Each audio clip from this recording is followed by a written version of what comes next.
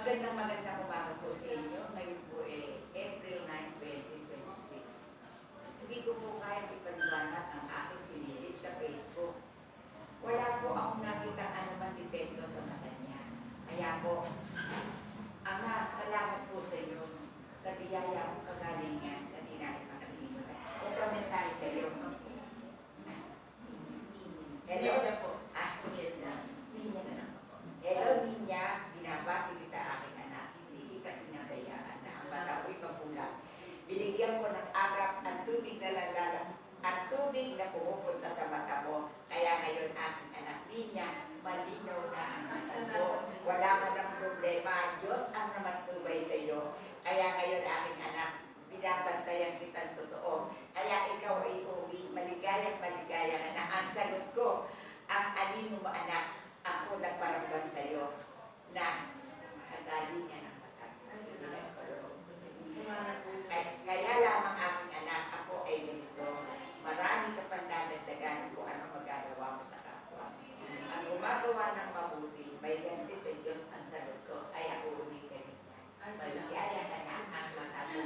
Malinaw ng sagot ko. Maraming po salamat. Mahal ang noon.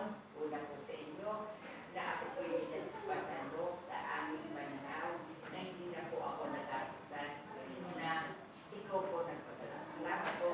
Salamat po. Nagpapasalamat po kami Nagpapasalamat po kami sa mahal na Panginoon dahil napakabigat po ng mapulang mata. Isang linggo pong madilim ang paningin. Tumayo ka. Mag-watch ka sa board. Una-una po, nagpapasalamat po ako kay Lola Ampali. Natulungan niya po akong bumalik. Ano po una ay nagdasal po ng dasal sa mahal na puso ni Jesus. Dahil po ang miyembro ng isang sama lamang sa ating Savior Lord of Jesus.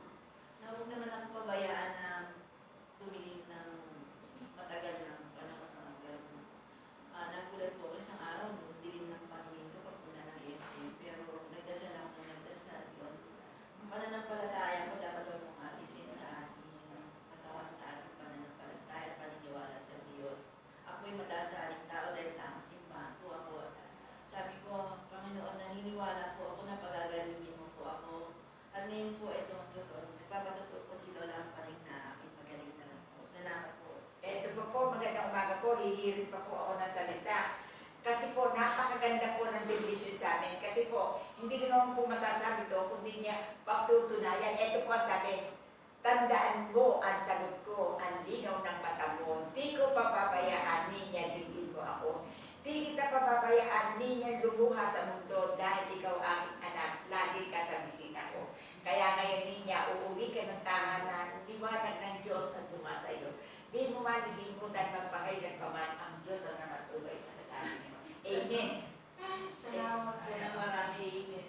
Salamat po sa mga nakikinig. Ngayon, ito po pala ating sa spiritual, niya, ikaw magsasabi, ito po ating sa spiritual, napakalaki po na nagagawa ng ating paniniwala sa Diyos at pagtitiwala. Tiwala po. Ikaw magsasabi. Ang tiwala ko po sa ating Panginoon ay nasa aking puso. At noong pong nangyari po yun, lagi ko pong dinadasal siya, Panginoon, anak puso. Maawa po kayo sa amin po. Ingat niya po yung after 1 week, bumalik na po ako. Kasi po, pag po pag-uusapan na ang naglalabong paningin, kahit na po ka maraming pera, kahit masasakyan, baliwala po yun, di ba niya? Hindi ka po maligaya. Kaya po ngayon ang masasabi ko, yung po malalabo ang mata, dagdagan niyo po ang dasal at gumawa po kayo ng mabuti. Ikaw ang magsalita sa tao. Hindi niya.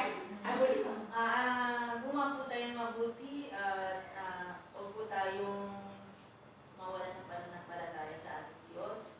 At tayo tumulong sa kapwa, maging mabait sa kapwa. At huwag po tayong kung meron pong nanihila sa atin o ano man na bahala po Panginoon sa kanila. Pero ako po, marami na pong nangyari sa akin na gano'n pero dinadasal-dasal po Diyos ko, hindi naman po ako kasangang tao.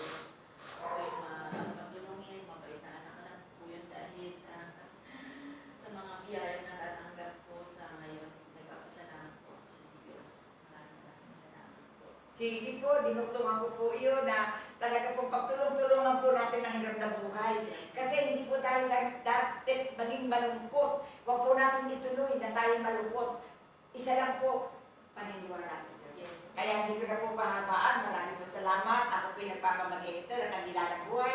Lahat po na pumunta dito, binibigyan ko. Hindi po susindihan ito, kandila ng buhay at alaala